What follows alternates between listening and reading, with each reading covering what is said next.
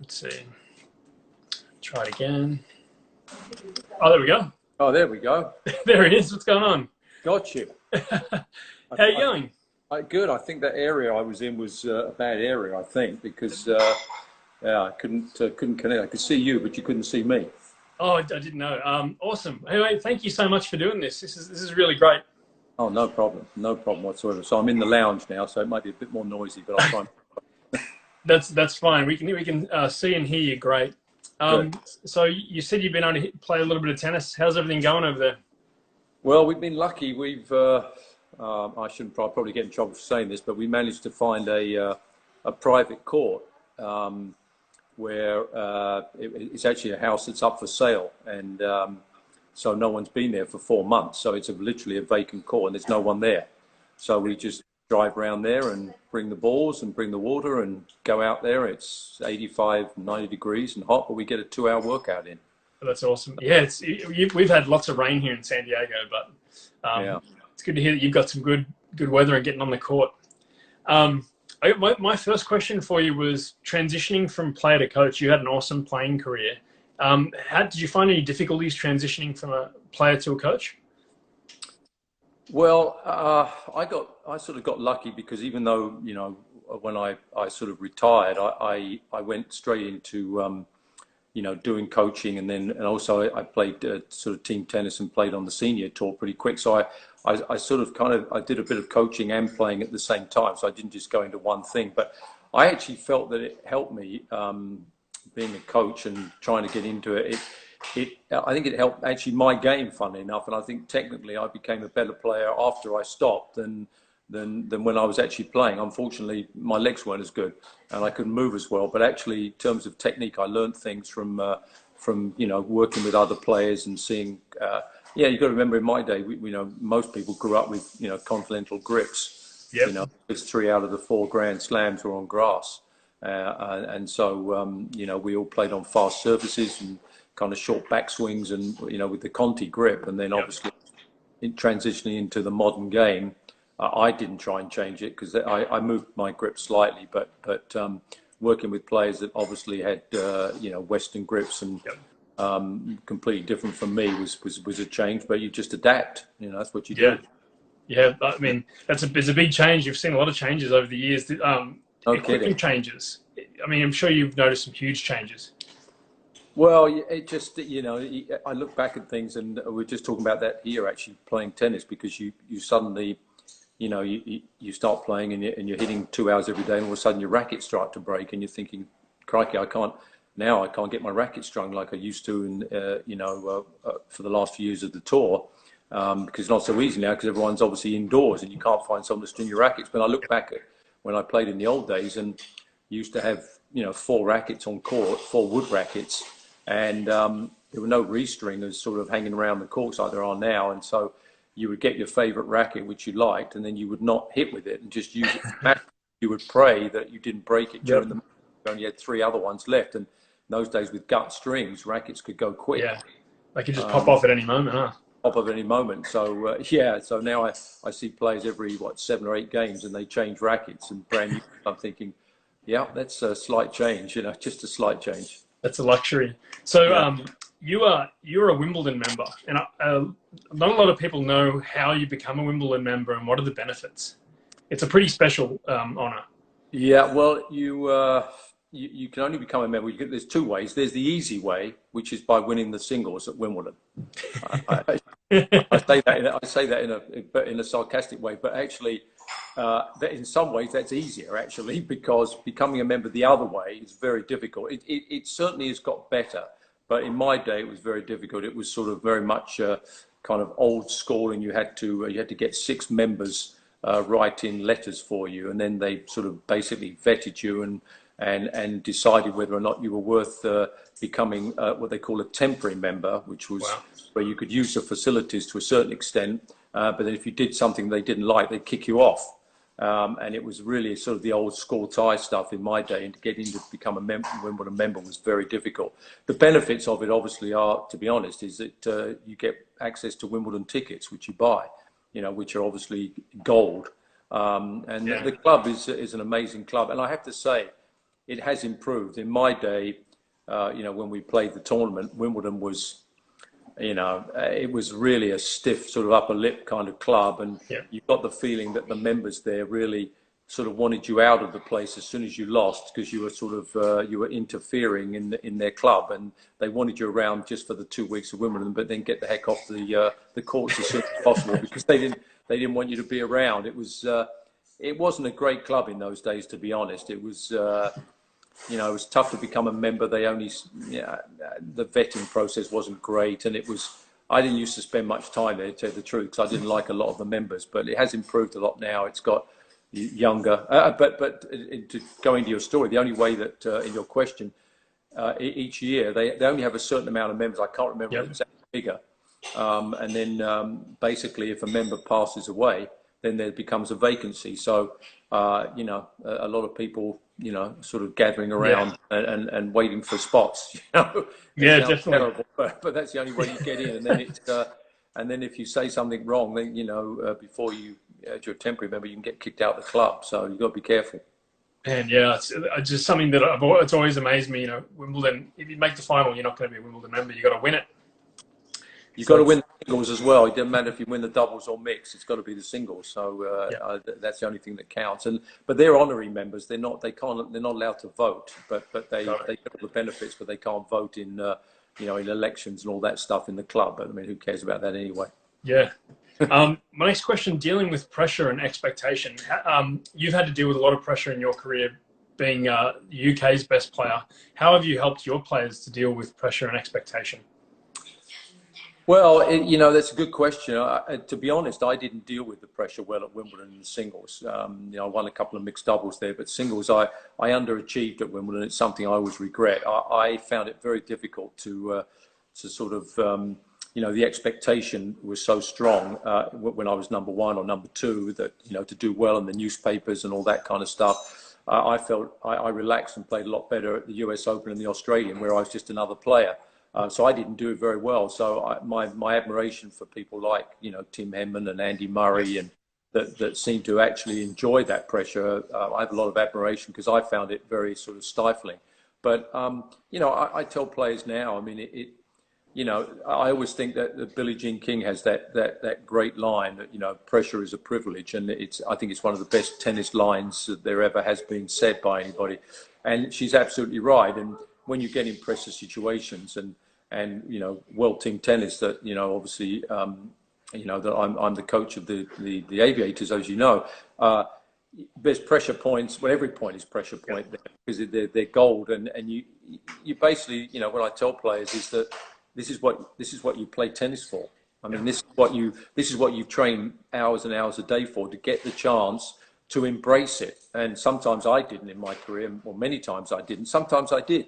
But the great champions are the ones that embrace it every day. They almost want it. They want pressure situations, because that's when they feel that the best are going to get, you know, that they're going to come through, because, you know, they've earned it and they want it. And that's why champions are champions. Definitely, yeah, 100%. How, going along with World Team Tennis, and it's such a fast and furious pace of play, how do you prepare the players that come into the team to get ready for that pace of play? Well, it's difficult. There's no question about it, because in normal tennis, you know, you do have a bit more breathing space. You know, you have time to come back. You know, if things don't go well. In team tennis, being the sets of 1st to 5, whether it be singles, doubles, or mixed, every point is gold. And so, you know, when we talk about it, you know, obviously, if you get players in the team that have played it before, that's in some ways an advantage, because newcomers, sometimes they don't get it. They don't get that first point to go down love 15, then love 30 is huge, because you may not come back again, especially 1st to 5, especially more in the men's than the women's. And I don't mean that in any bad way, but the men's serve, you lose an early break in team tennis in men's, you know, you're in big trouble. In the women's, you have maybe a slight better chance of coming back. But it's all about embracing the pressure, and that every point is gold. And that's one of the reasons why I believe that players that play team tennis, you know, after the season, when they come out of it, they actually play better on the regular tour, because they get used to that pressure situation on every point. There's no cheap point. Every point is vital. Yeah, everything's under the microscope. What is the average sort of practice session for the Aviators look like? Well, a lot depends on if we have days off, and we don't have that many days off. The team tennis season is pretty quick, and it goes pretty quick. But you know, if it was a match day, for instance, you know, we would play for about an hour, you know, during the early part of the day, sort of around, well, early 10 or 11, something like that, and all 4 players would come out, and you know, we'd be, depending who the players are, some like extra, some like drills, and some will stay afterwards.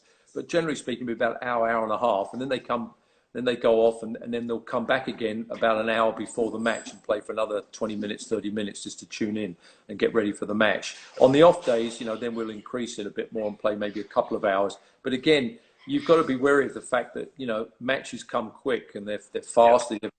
Very rarely do you get more than 1 day off. And so rest is important as well. It's not just all about how many balls you can hit. And the players we have on the team, they're solid pros. They know what they need. They've been around. Their coaches will tell them on the phone.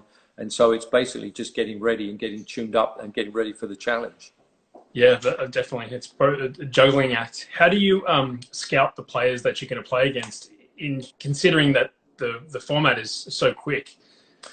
Well, it's not easy. Obviously, you have to wait and see who gets drafted in the teams or gets picked by the other teams, so you know who they are, and then you try and watch them whenever you can. And you know, a lot of the players have obviously played against these other players, and so do they know more about the players than I do. I mean, I see them through when I do commentary, but I don't commentate on a lot of matches.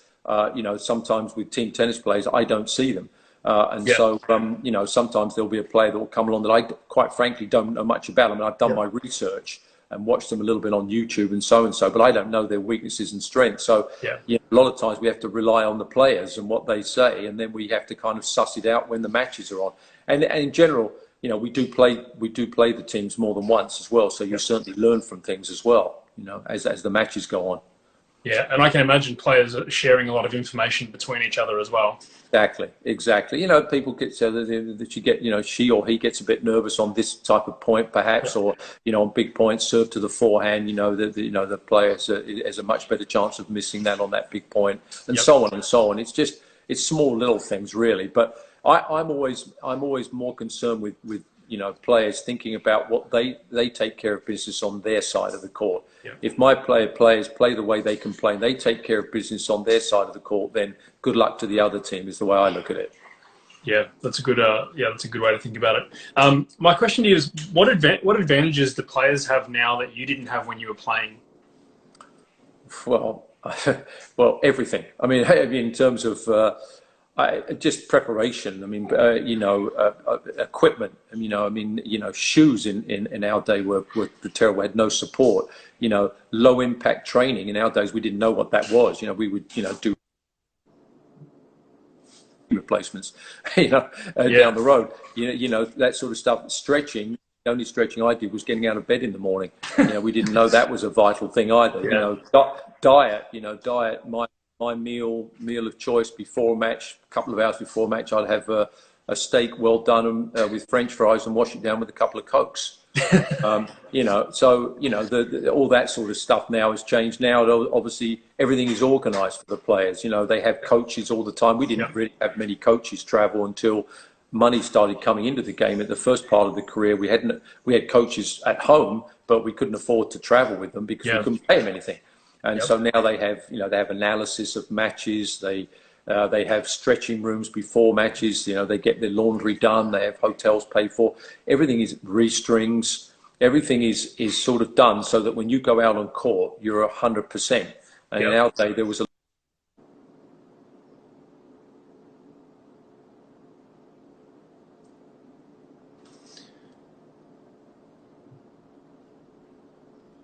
lot more done for you. You know.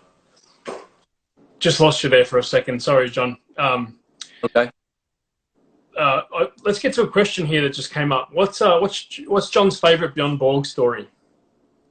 Oh my gosh, I got thousands of those. Well, I'll tell you a story.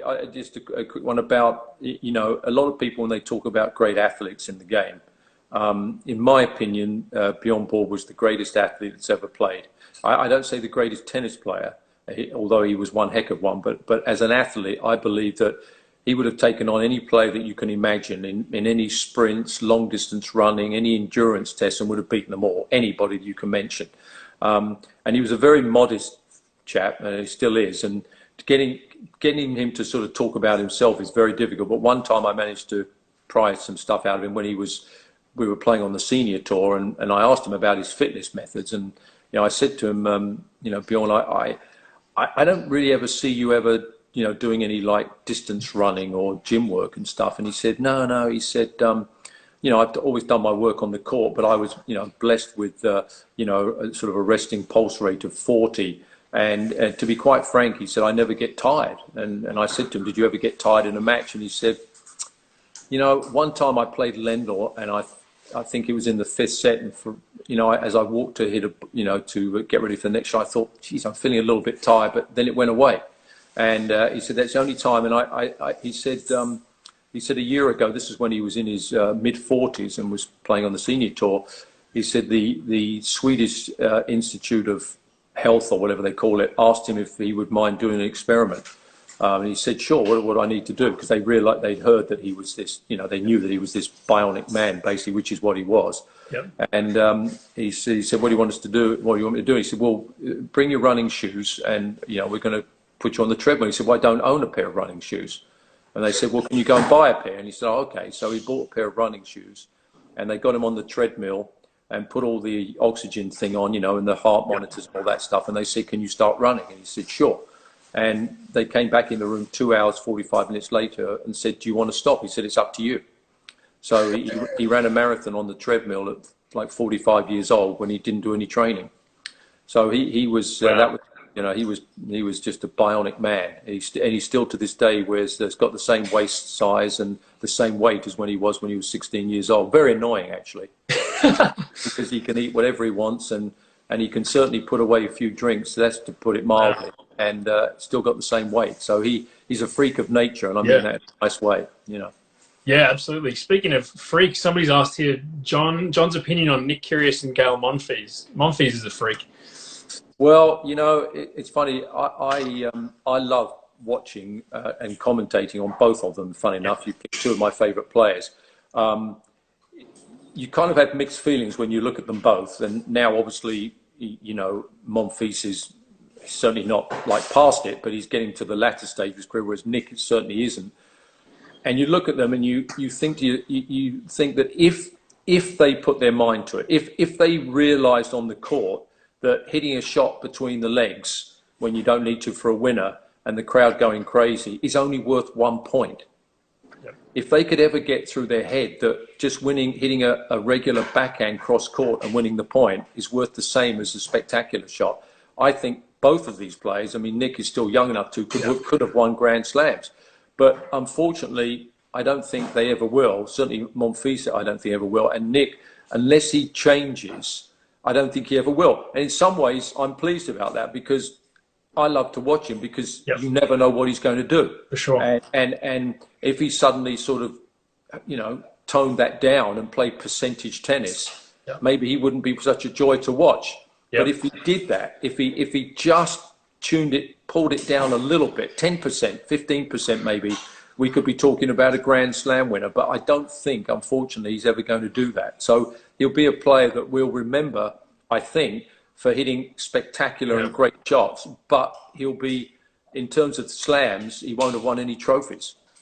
Yeah, I think you're right. I think his unpredictability is sort of a gift and a curse at the same time. Exactly, yeah, exactly. I mean, you can look back in sort of my day, who was slightly older than me, but someone like an Ilan Stasi, who was a genius, but he did win a couple of slams. Yeah. But if he'd have, again, mentally been sort of stronger at times and worked, and not gone so nutty, he would have probably won another 6 or 7 Grand Slams. But he still won 2 Grand Slams. Yep. You can't say it wasn't a success. It's all relative. But unfortunately, I don't think Nick ever will win one, unless he tones it down, which will be sad. Yep. Because he's, potentially he could be a great player, but, you can't go out there and do the stuff he does and win 7 matches in a Grand Slam. I just don't think he's capable at the moment. Yeah, over a 2-week period, that is tough. What is your personal best Wimbledon moment? Well, probably winning the mixed doubles for the first time, you know, with Wendy Turnbull, my Aussie friend, the Rabbit. I mean, I had a few big singles matches which were great, but in terms of, I think that was the one because I mean, it sounds a bit corny, and I suppose it is, but I do remember for the mixed doubles they present the award up in the Royal Box, and we got the trophy, and I remember looking down at the players' box, and my parents were there, and they had you know, throughout their life sacrificed their holiday money because we weren't by any means a wealthy family to pay for my brother David, myself, and my younger brother Tony to play tournaments. So basically, they didn't have a holiday until, you know, we could start paying for them for one. And so, you know, you kind of look down at them both, and you thought, okay, maybe they're thinking that the sacrifice was worthwhile. You know, so I think that was probably my best moment. I think that's Marcus Willis on here at the moment. He's written interesting fact. Last unforced error John hit from the baseline was 1994. Is that what he said? Well, he's been very kind, but yeah, Marcus is he was on our team. He's great, fabulous player. Now he's concentrating on doubles, and my prediction is that if Marcus keeps working, he'll be a top 20 doubles player in the next year and a half. How about that one? I like that. I actually saw him play some touch tennis as well, and it looks like a lot of fun. But he's a beast on the touch tennis court, that's for sure. Yeah. He's a beast on the court when he wants to be. He's very talented and great guy, and we loved him on the team. He was fabulous. Yeah, definitely. So you went into a little bit of like what you ate before big matches. How did you prepare from a practice sense when you were playing? Well, you know, times have changed. You know, as I say, we didn't have coaches until the latter parts of my career, and you know, just I'm going to sort of play myself up here, which just because why not? Why the heck not? But when here's an example of practicing. When I got the final of the Australian Open when I lost to Vidas Gerulaitis. Admittedly, the Australian Open wasn't the same as it is now. It was a lot of the top players didn't play it, which I was happy about because I managed to get to the final. But we happened to be practice partners, you know, during the week. Vidas and I, I certainly wasn't expecting to get to the final. He probably was because he was seeded number 3, but I certainly wasn't. But we practiced every day, and we actually went out most nights as well, truth be told. But times have changed. But we practiced every day, and we would play for an hour, 2 hours, and one day, which was, you know, that shows how the champions are the champions. It was a rainy day in Kooyong in Melbourne. Yep. And rain most of the day. Of course, they had no indoor courts in those days.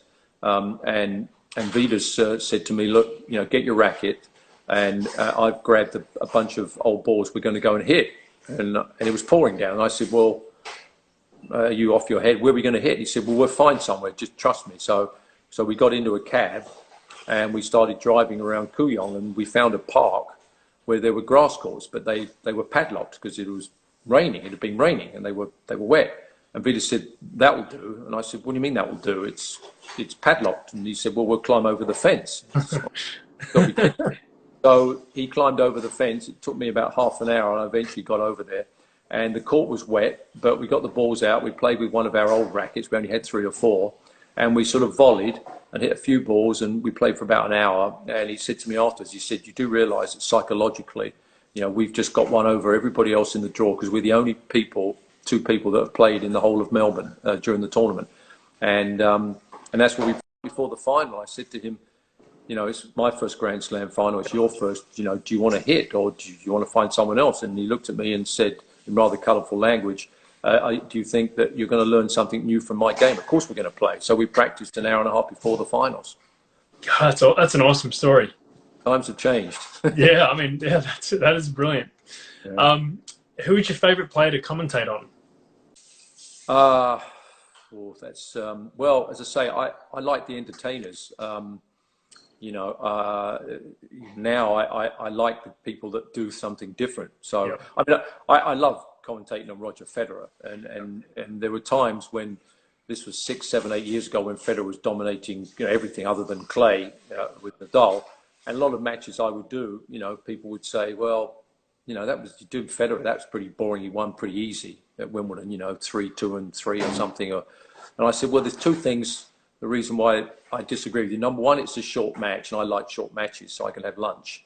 Otherwise, you know, I'd rather that than sit out there for 6 hours commentating. I don't want to hear my own voice for 5 hours. So that was a bonus. But number two, when you watch Federer play, and you still do to this day, he's always going to come up with 4 or 5, maybe more shots that no one else could play. Yeah. That shots that defy imagination, that are shots that are genius. And in my day, McEnroe was that kind of player that would do things that just I wouldn't even have the imagination to do, let alone carry it out. And that's what Federer does.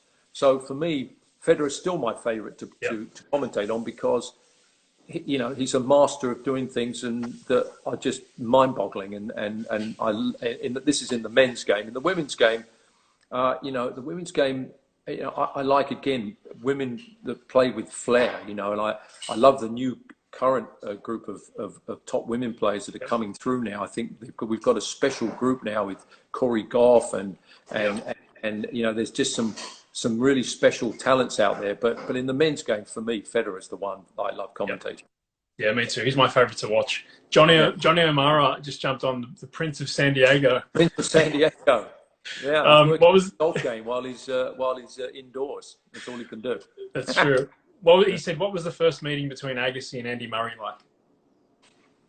Oh, no. Johnny's trying to get me to tell a very naughty story, and I can't do that. I can't do that on it. But it was an interesting story, an interesting time when they met in Las Vegas during a match where I was Davis Cup captain at the time, and I was scouting out some players, and I was actually scouting out Alex Bogdanovic, who was playing Sam Querrey in a match. Yep. And I happened to be watching it with Andy and Jamie Murray and Brad Gilbert, who was coaching at the time. And then Agassi came along because he was obviously being coached by Brad, and Brad wanted to introduce him to Andy.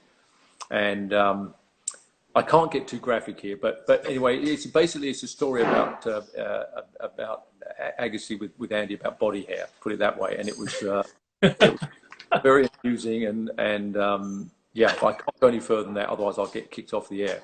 I'll get sensitive. Johnny knew that. He was setting you up. I know he was. Of course he was. I couldn't have told that one. What is your best Davis Cup performance as a player? Well, that would have been in the semi-finals when we beat Australia in Crystal Palace in London. And I played the first match and beat John Alexander, who was, you know, a top 10 player. And I remember it was the second match. We were up 1-0. Buster Mottram had played a great match and beaten Tony Roach. And, you know, there was a lot of pressure on, obviously. And I remember going out there, you know, packed house and live on TV, biggest match we'd had in Britain for a long time. And I lost the first 10 points. I was down 2-love 30 on my serve, hadn't won a point. And I just remember looking over at my father, who's, you know, my parents, and I was thinking, you know, I mean, this was because tennis is, you know, when you're, you know, you're pro, you get some amazing highs, but you also get some amazing lows. And it can be a very, very lonely place on a court when things are not going well, because you're on there on your own. Doubles is different. You've got someone else you can blame, but you can't in singles, you only blame yourself. And I remember thinking, okay, sort of now or never. And then just by, I don't know, luck or whatever, or focusing, I suppose, I just suddenly started hitting the ball like the ball was like a football, and I couldn't miss. And I won, I don't know, 6-4, 6-3, 6-3 or something, and killed him, and played probably the best match under that kind of pressure. Yeah. I wish I'd have bottled it and known why I did it.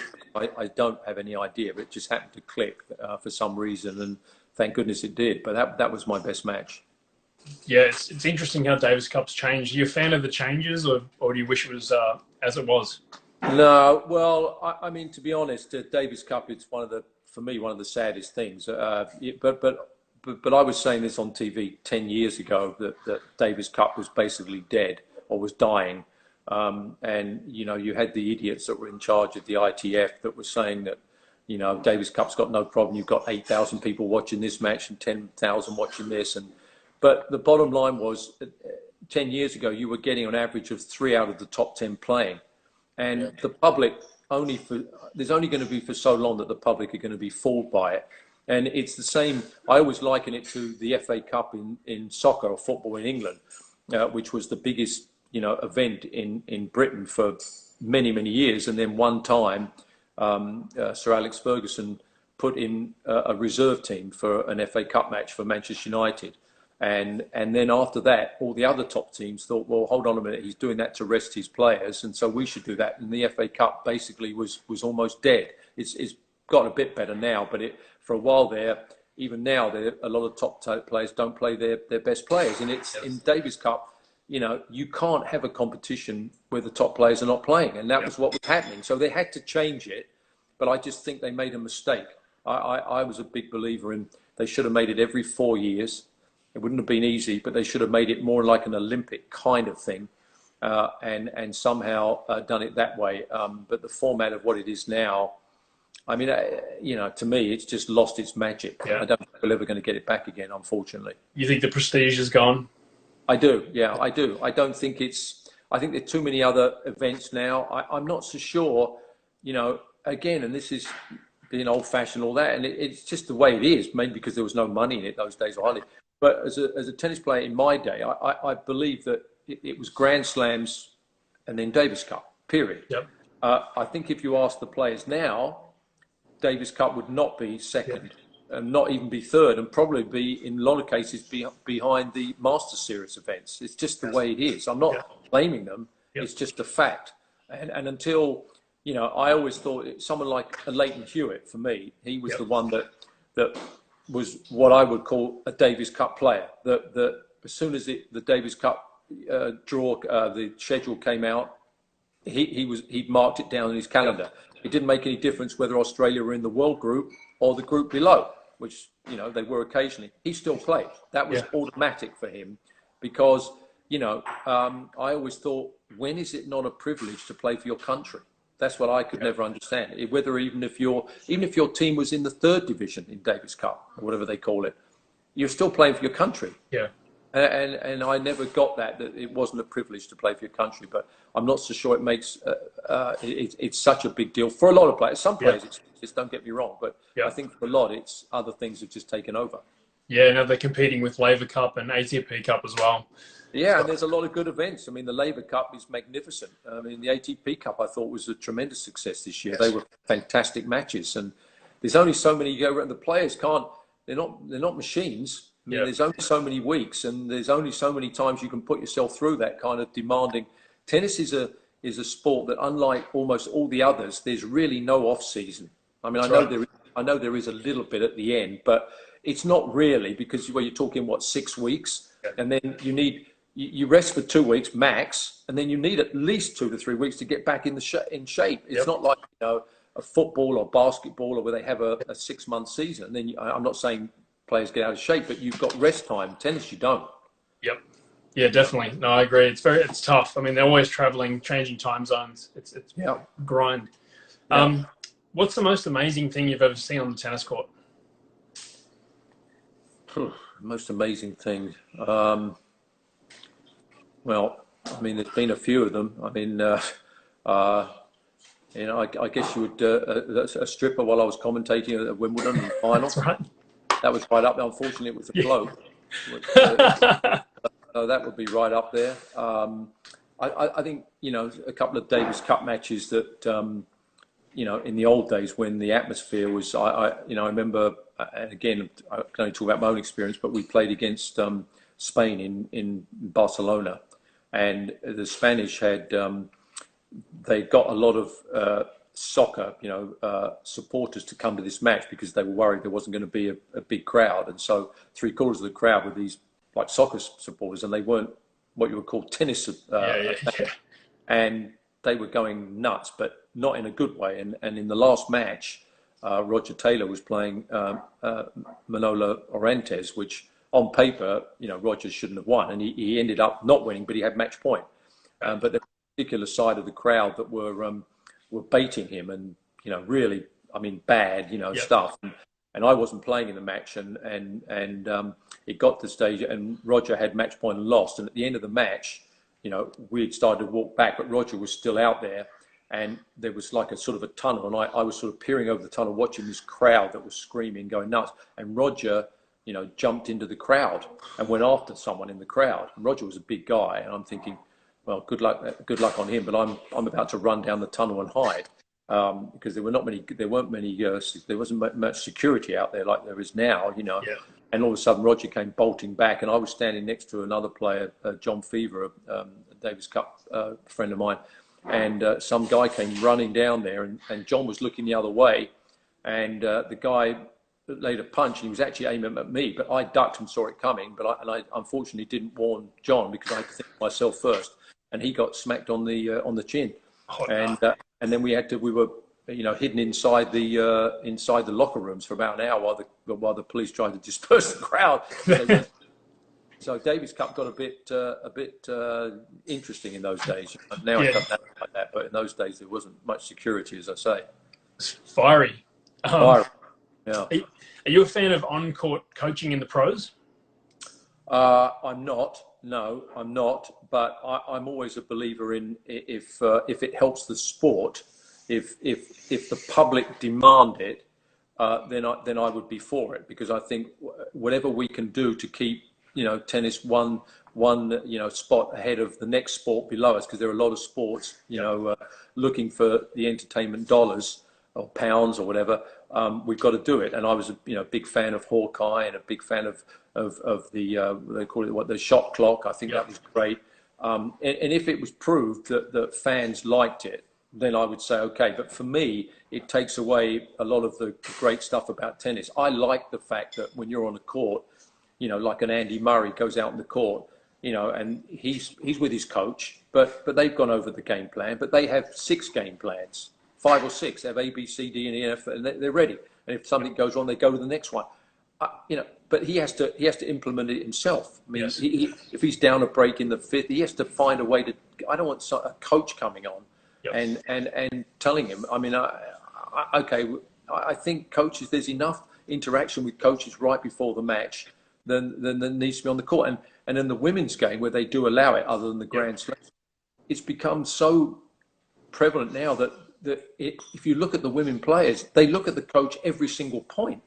And it's almost like they're not looking after themselves. They're looking for reinsurance every point they look in the crowd. To me, it becomes a weakness. And I think that's part of the greatness of the sport, is that you have to figure it out yourself if things go wrong. That's what I like about it. But again, if it was proved that the public, and anyway, by the way, half the time when they mic the coaches up, half the time the coaches don't speak the same language as the people who are watching them on TV anyway. Sure. So what's the point of watching them and they're babbling in a foreign language that no one understands? What's good of that? You're not getting anything out of it anyway. The only interaction is if you know what the coach is saying and you see the reaction of the player, and then it can be a bit juicy and fun, I suppose. Yeah. But I'd rather it stay the normal way. That I'm a traditionalist in that way, but then I would change if the public demanded it. Yeah, that's a good opinion, considering that World Team Tennis, you're allowed to coach on the side as well. You are, yeah, and I'm probably talking myself out of a job here, but it's a slightly different thing because it's a team format. Yep. But I think in an individual sport, when you're on the road, I just think it's better this way. I think it just makes it it's more of a kind of a gladiatorial kind of sport, an event. Yep, a bit more problem solving with it. Somebody sent me an email to ask you this question, but they were asking for your memories from a World Team Tennis clinic in the 1990s with the Williams sisters.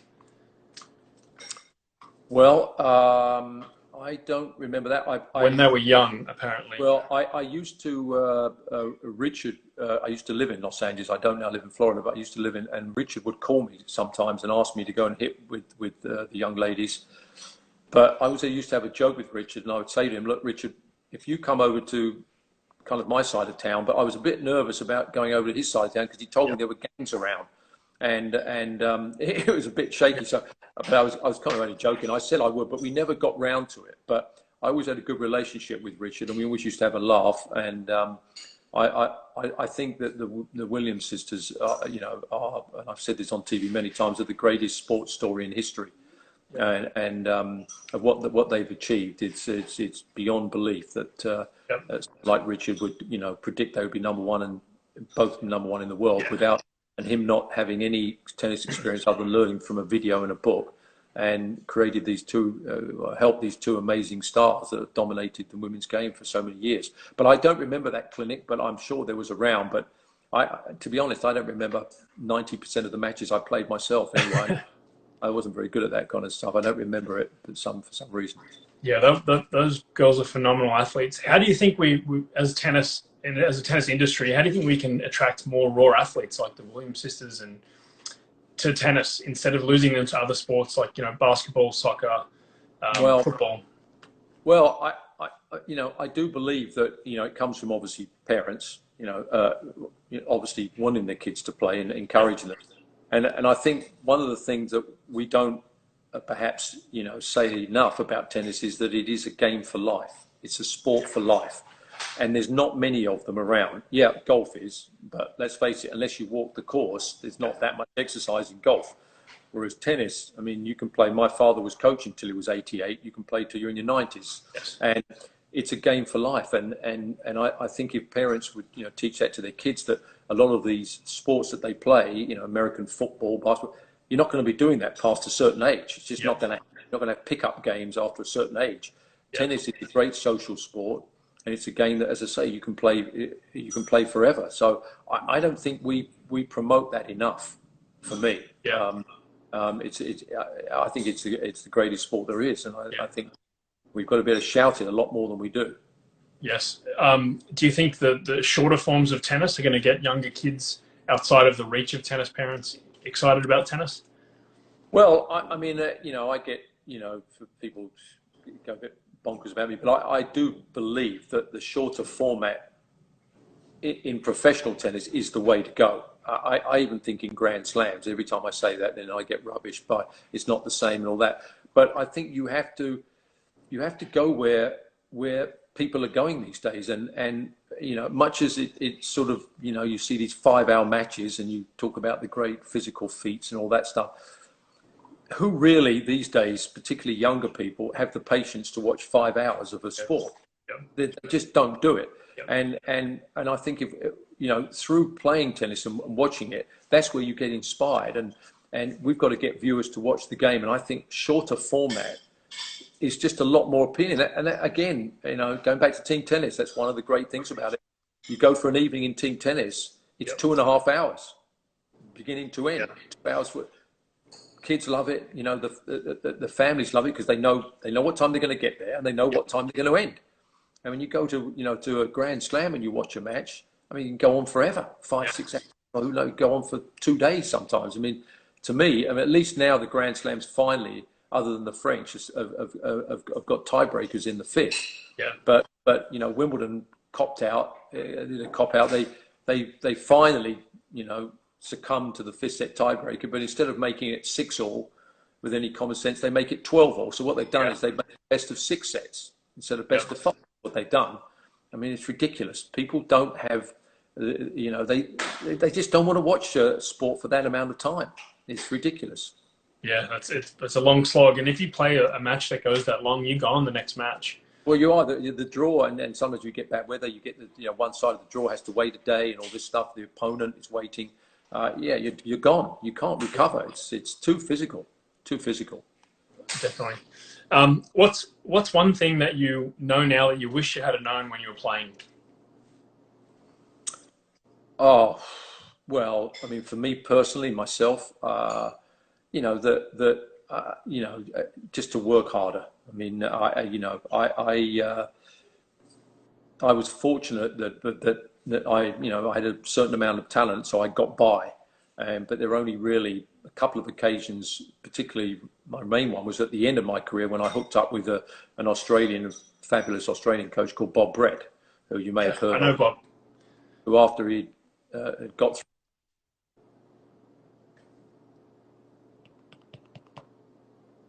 But yeah, you just came back on. Yeah, who got through the pain of coaching me for about 4 years. He then went on to better things and coached Boris Becker. She's got. Have you got me now? Yep, you're back. Oh, you're coming in and out. So, yes, you're back. Yeah. Okay. Yeah. So what was I saying? So he got so With after Bob he Brett. coached, yeah, Bob Brett. So he basically taught me at you know, at the last stage of my career in 28, and said, look, you know, you've been talented, you've been pretty high at some stage, but your work ethic is terrible. I don't want your money unless you're going to give 100%, 110%, and I did, and got my ranking back from 400 to 21. Yeah. And I look back at it and regret that I didn't put that effort in throughout my career when I was young, because you know, who knows where I could have gone. But that was a weakness. And so whenever I work with players, I don't do it much now other than team tennis. I don't coach sort of young players. But when I did, I always told them that the most important thing is you've got to work hard. You don't have to be a monk or a nun. You can still have fun, but it's a short career at tennis. I mean, it's getting longer now, but the bottom line is, you know, you'll wake up, you know, you're 21 years old and you'll wake up and you'll be 30. It'll go in a heartbeat. And if you haven't given yourself 100% at it, you'll always regret that. And I regret that. And it's something that, so whenever I've tried to work with players, I've tried to instill, just give it, if you give 100%, whatever your ranking is, you come out of it proud. If you haven't given 100%, there'll always be regrets. And that's my regret for my career, that I didn't give 100%. I did towards the end, but wasted a lot of years. Had a lot of fun, but could have had better results on the court. That's really good advice for anybody who's listening. Even during this time, we were all sort of in lockdown. We can only do what we can, but just make the most of it.